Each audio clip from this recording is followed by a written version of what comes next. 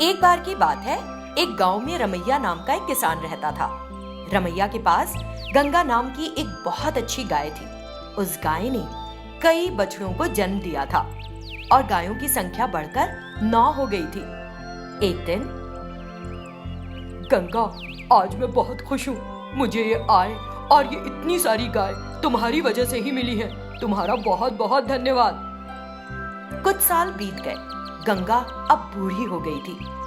एक दिन रमैया ने गाय का दूध दूहना चाहा। बहुत देर दूहने के बाद भी दूध नहीं उतरा। क्या गंगा, मुझे तुमसे आज दूध की एक बूंद भी नहीं मिली? मैं बहुत सारे बछड़े जन चुकी हूँ और अब मैं बूढ़ी भी हो गई हूँ। तुम्हें और दूध नहीं दे सकूंगी। फिर रमैया ने, अगर ये गाय दूध नहीं दे सकती तो मैं इसकी देखभाल क्यों करूं? क्यों चारा बर्बाद करूं? ये सोचकर बेरहम मलैया अपनी गाय गंगा को बेचने के लिए बाजार ले गया। रमैया मुझे यहाँ क्यों ले आए? यहाँ पहले से इतनी गाय क्यों है? गंगा को संदेह हुआ। रमैया के जवाब ना देने पर गंगा ने एक दूसरी गाय से पूछा, यहाँ इतनी गाय क्यों हैं?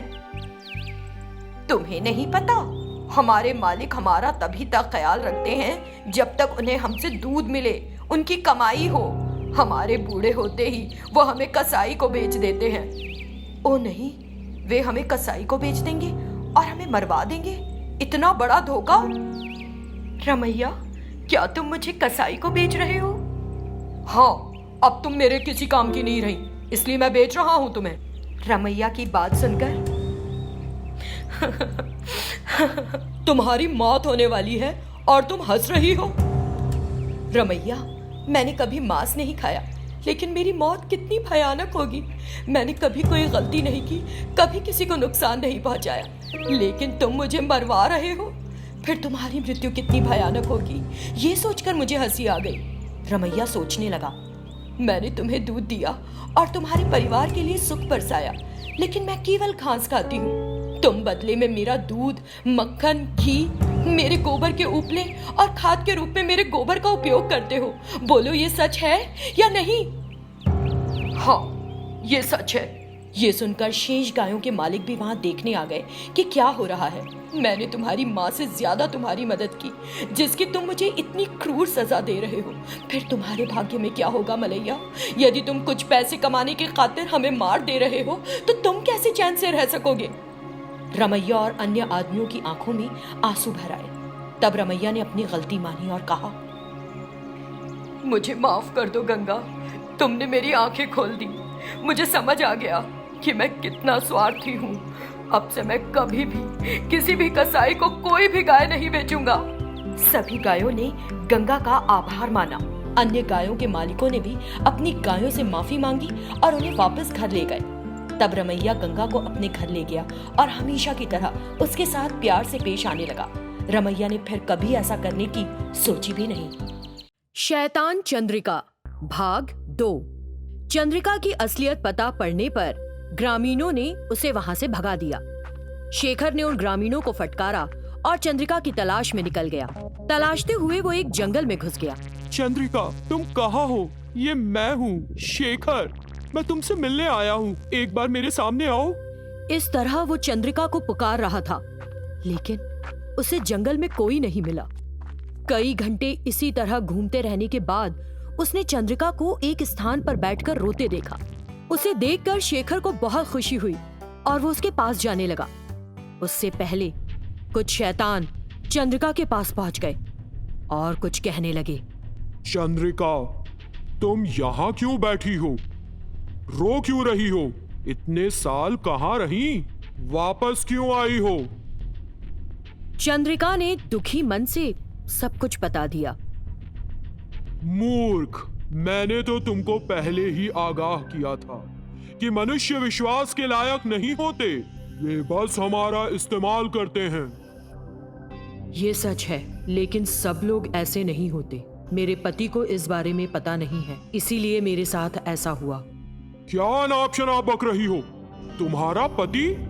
लगता है तुमने अपने बारे में कुछ ज्यादा ही सोच लिया। तुम एक शैतान हो और वो एक इंसान है। दुश्मनी के अलावा हमारा और उनका कोई रिश्ता नहीं होता। फिर दूसरी शैतान जो चंद्रिका की बहन थी, उसने कहा, देखो चंद्रिका, हम शैतान हैं और वो मनुष्य। यदि तुम दोनों के बीच पति पत्नी का संबंध है तो ये भगवान की रचना के विरुद्ध है। खैर, जो होना था सो हो गया। आप लोग गलत कह रहे हैं। प्यार न केवल लोगों के बीच मौजूद है, लेकिन हर किसी को प्यार करने का अधिकार है। प्रेम किसी से भी हो सकता है। शैतानों के सरदार को गुस्सा आ गया। क्या तुम्हें मेरी बात समझ नहीं आती? मुझे मत मारो, मुझे मत मारो। ये देखकर शेखर फौरन चंद्रिका और शैतानों के पास पहुंच गया। नहीं नहीं, उसे मत मारो। यदि दंड देना है तो मुझे दो। सब कुछ मेरी वजह से हुआ था। जानने के बाद भी मैं अमावस्या वाली बात भूल गया और उसे अकेला छोड़कर बाहर चला गया। सजा मुझे दो। सही कहा, सब कुछ तुम्हारी वजह से हुआ। अगर मैं तुम्हें मार दूंगा तो सारी परेशानी समाप्त। अगर मेरे पति के साथ कुछ किया तो मुझे नहीं पता कि मैं आपके साथ क्या करूंगी। ओह, तुम उसके लिए भी तैयार हो? तो दोनों सजा पाओगे। देखिए, कृपया हमें छोड़ दीजिए। हम दोनों कहीं और जाकर रह लेंगे। कैसे एक मनुष्य एक शैतान के लिए इतना अनुरोध कर रहा है? तुम्हारे चरित्र को देखकर मैं हैरान हूं। तुमने साबित कर दिया कि सभी मनुष्य स्वार्थी नहीं होते। तुम्हारा चंद्रिका के प्रति प्रेम शुद्ध है। तुम्हारे प्यार को बर्बाद करना ठीक नहीं होगा। तुम दोनों खुश रहो। इस बीच ग्रामीण भी शेखर और चंद्रिका की तलाश में जंगल में आ गए। चंद्रिका, कृपया हमें माफ कर दो। हमने तुमको गांव से भगाने के लिए जो कुछ भी किया उसके लिए हम सब बहुत शर्मिंदा हैं। शेखर, कृपया तुम भी माफ कर दो। ये देखकर उन सभी शैतानों और शैतानों के सरदार को पता चला कि लोग असल में अच्छे ही होते हैं, लेकिन कभी कभी स्थिति विपरीत होने पर गलतियां कर देते हैं। उसके बाद शेखर और चंद्रिका फिर से उस गांव में वापस आ गए। जल्दी देखिए भाग 3, शैतान चंद्रिका भाग 3। दूसरे भाग में हमने देखा कि शेखर, चंद्रिका और ग्रामीण खुशी खुशी गांव वापस आ गए। वे सुख से रह रहे थे। तभी फिर से एक मुसीबत आ गई। एक दिन जब चंद्रिका घर पर अकेली थी, एक भिखारी दरवाजे पर आया और उसने कहा, भिक्षाम देहि। अंदर कौन है? पुकार सुनकर चंद्रिका बाहर आ गई। अंदर आ जाइए और जितना चाहे उतना खा लीजिएगा। अंदर आ जाइए। मैंने सुना था तुम्हारी दयालुता के बारे में। आज अपनी आंखों से देख भी लिया। यही दे दो। ऐसी कोई बात नहीं, आप अंदर आ जाइए। चंद्रिका उस भिखारी को घर के अंदर ले आई। भिखारी ने भरपेट खाया, चंद्रिका को धन्यवाद दिया और चला गया। लेकिन वो भिखारी जानबूझकर उस घर में एक कांच की बोतल छोड़ गया। चंद्रिका ने देखी तो अरे, इस बोतल में क्या है? चंद्रिका ने वो बोतल खोल दी और तुरंत वो उस बोतल में जैसे अंदर खिंच गई और बंद हो गई। जिस भिखारी ने ये नाटक किया था वो दरवाजे के पास ही खड़ा था।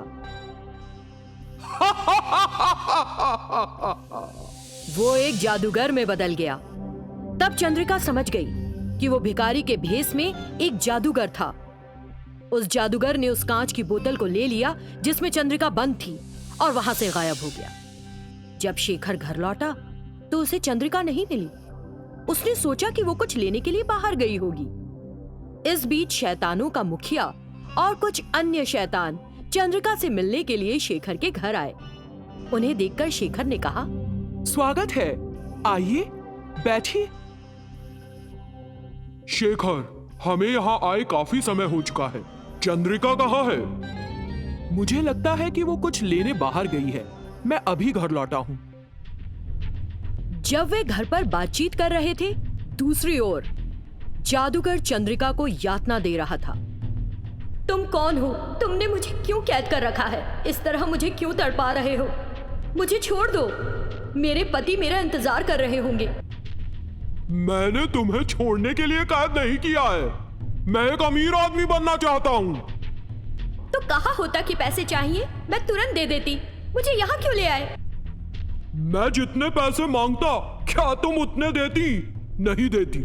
और दे भी देती तो पूरी जिंदगी के लिए वो पैसा काफी नहीं होता। पैसे का क्या है, हाथ आया खर्च हो जाता है, एक बार फिर तुम्हारे पास आना बहुत मुश्किल होता। बदमाश, इस तरह तुमको मुझसे कभी पैसे नहीं मिलेंगे। तुम्हारा लालच तुम्हें तुम्हारे अंत की ओर ले जा रहा है। मैं कभी वो नहीं करूंगी जो तुम मुझसे करवाना चाहते हो। अगर तुमने मेरी मदद नहीं की तो मैं तुम्हें कभी नहीं छोड़ूंगा, तुम्हारी मर्जी। जादूगर उसे वहीं छोड़कर वहां से चला गया। चंद्रिका उस जादूगर से बचने की कोशिश कर रही थी, लेकिन उसके लिए बहुत मुश्किल था। उसका पति और रिश्तेदार घर पर उसका इंतजार कर रहे थे। क्या वे चंद्रिका के ठिकाने का पता लगा सकेंगे? अगर पता लगा भी पाए तो क्या वे उस जादूगर से चंद्रिका को मुक्त कर पाएंगे? जानो कहानी के अगले भाग में।